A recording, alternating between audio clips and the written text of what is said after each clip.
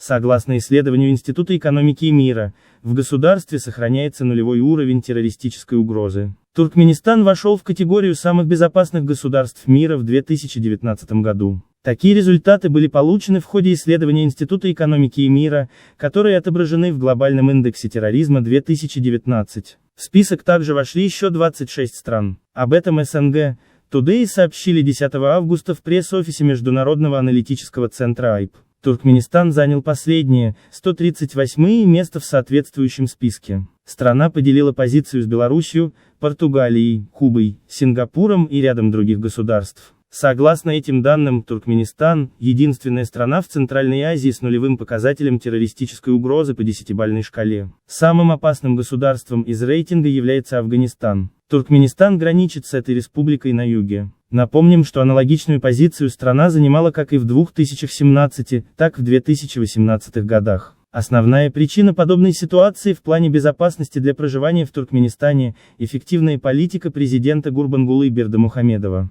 Его деятельность в этом направлении не раз получала оценку со стороны международных организаций. Так, 14 января 2020 года руководитель глава РЦПЦ Наталья Герман в рамках международной конференции в Ашхабаде отметила, что ООН высоко ценит вклад Бердымухамедова в обеспечение безопасности в регионе и во всем мире.